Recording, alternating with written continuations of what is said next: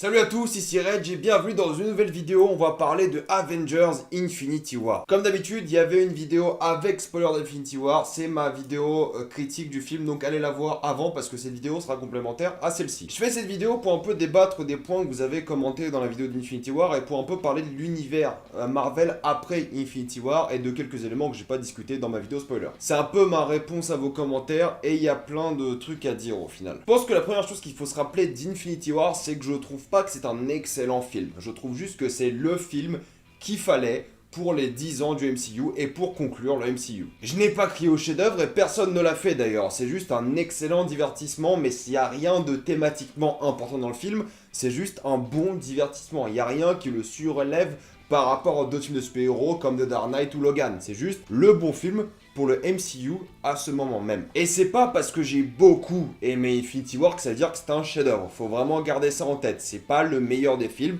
mais je l'ai quand même surkiffé de ouf. Et je vous ai posé la question dans la dernière vidéo, vous avez beaucoup à avoir répondu à quelle est votre scène préférée d'Infinity War, et on va re-spoiler. Attention, on spoil. Moi, personnellement, j'avais dit que c'était la scène avec le snap, mais j'ai changé d'avis parce que je me suis rappelé d'une autre scène, et c'est pour moi la scène où Thanos balance une lune sur Iron Man.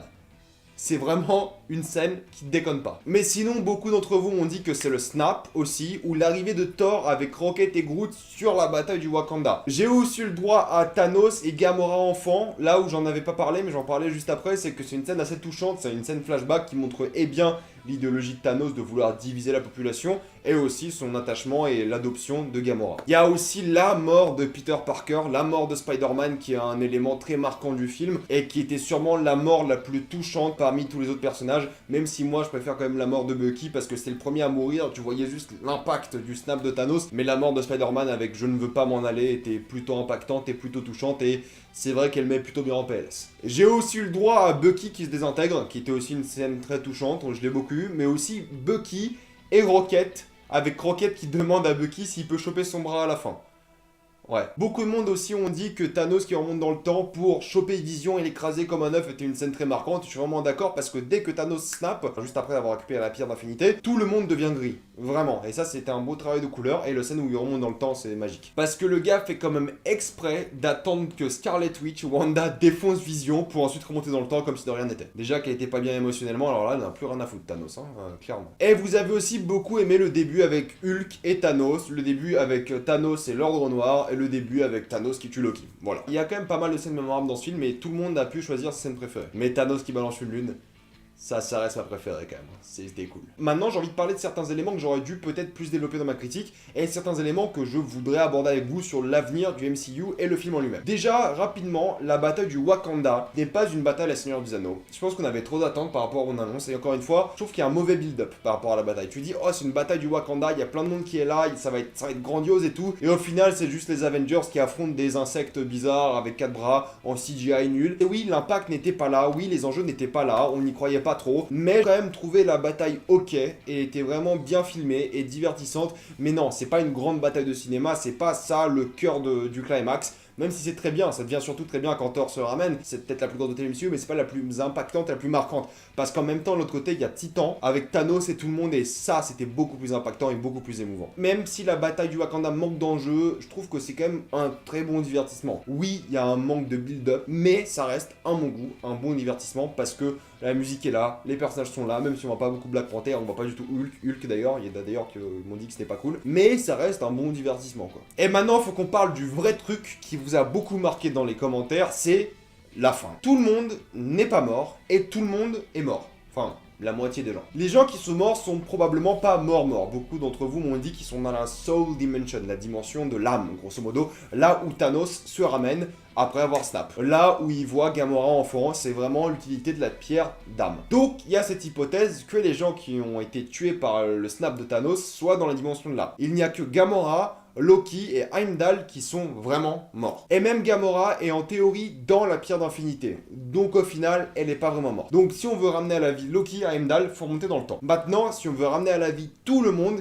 il y a sûrement des trucs à faire et on va en parler après. Et oui, c'était le plan de Doctor Strange de donner la pierre d'infinité à Thanos. Il a vu 14 millions de possibilités et une seule qui marchait. Et il le dit très bien, c'est la phase 1. C'est là que tout commence. La seule possibilité où les Avengers gagnent, c'est la dimension, le monde où ils perdent. Alors maintenant, pourquoi est-ce que Doctor Strange n'a pas utilisé sa pierre d'infinité avant ?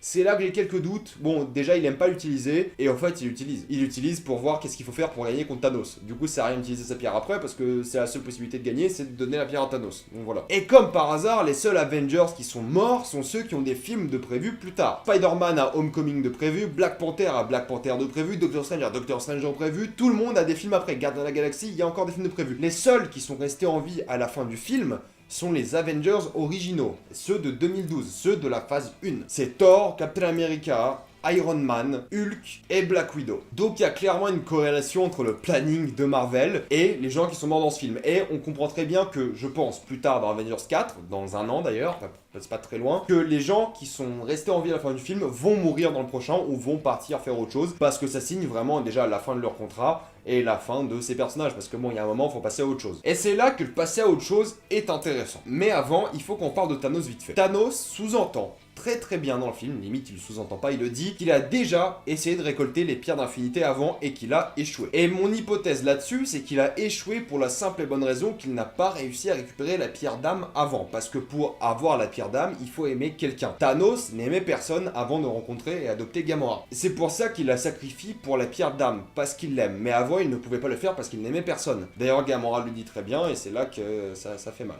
D'ailleurs, la scène avec Gamora et Thanos, c'est l'une des scènes qui vous a beaucoup marqué aussi. En même temps, ça se comprend, c'est sûrement la scène la plus émouvante du film. Et quand le snap a lieu, Thanos va voir Gamora enfant, et Gamora lui demande « Qu'est-ce que t'as perdu pour en arriver là ?» Et le gars le dit directement « J'ai tout perdu ». Donc c'est fortement sous-entendu que Thanos avait déjà essayé, il avait déjà échoué, et là il en a ras le cul, et il y va. Et il l'a fait. Je suis limite content pour lui. Tout ça pour nous ramener à notre scène post-générique avec Nick Fury qui appelle Captain Marvel. Il y a plusieurs trucs dont on doit parler maintenant. Captain Marvel, c'est un personnage qui est extrêmement puissant. En théorie, elle peut facilement défoncer Thanos. D'après les comics, c'est ce que j'en sais du personnage.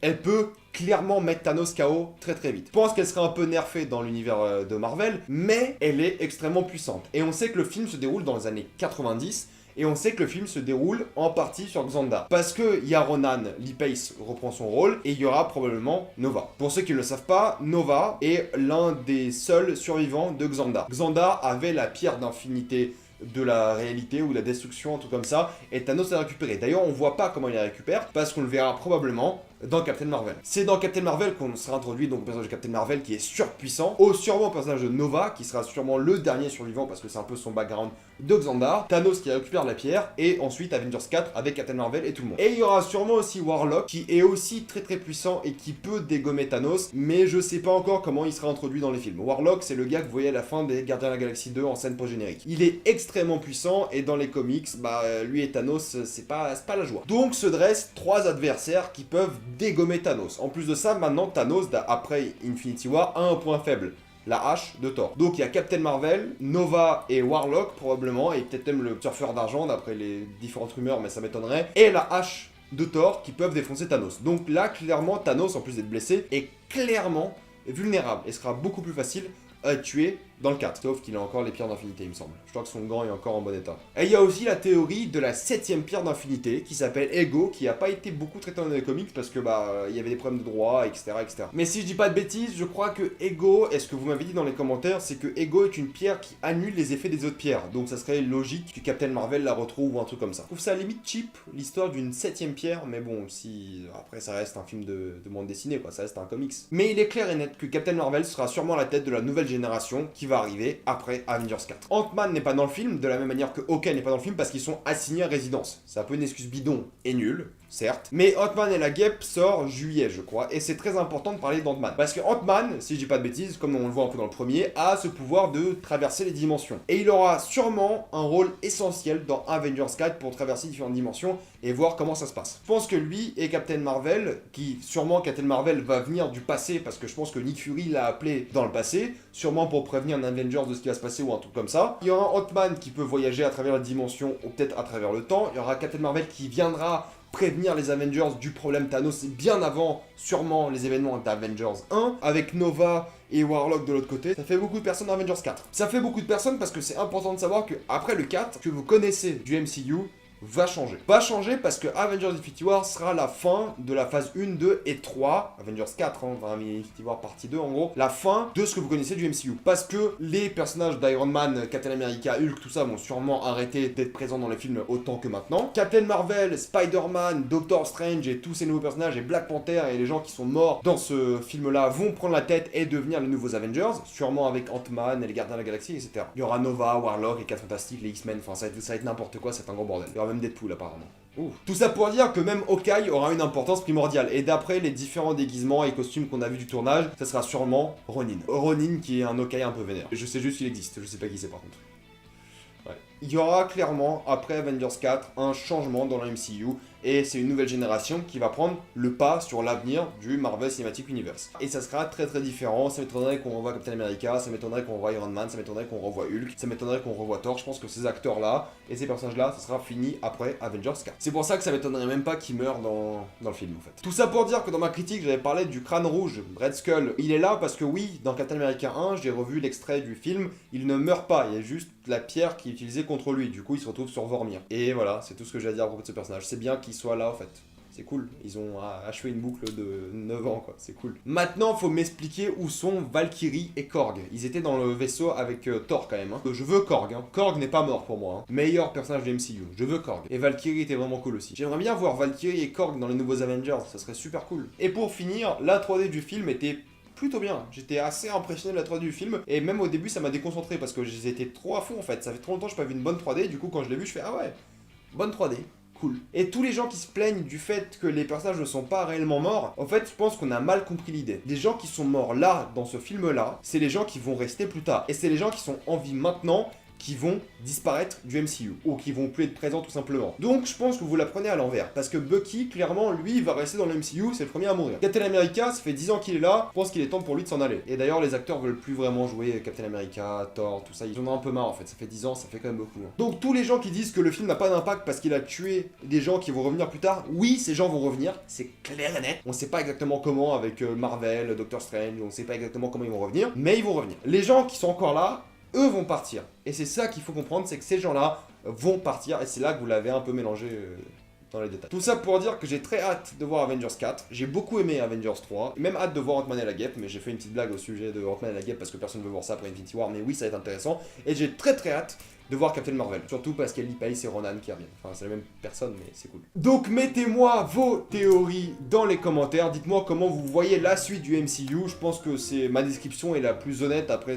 avec les éléments qu'on a. Ah, peut-être que j'ai tort, peut-être que dans Avengers 4, ça n'aurait rien à voir avec ce que j'ai dit là, mais ça m'étonnerait fortement parce que tous les ingrédients sont là. Donc oui, ça va changer, et oui, ça va être très très lourd. Et oui, on va un peu s'éloigner de la Terre, on va un peu plus aller dans l'espace, et ça va être cool. J'ai trop hâte de voir un MCU plus galaxique et plus fun quoi, ça va être bien, enfin plus fun, plus dans l'espace quoi, c'est cool l'espace. Moi je vous dis à la prochaine fois, mettez-moi tout ça dans les commentaires, suivez-moi sur Facebook, sur Twitter, abonnez-vous à la chaîne YouTube pour plus de vidéos et salut à tous.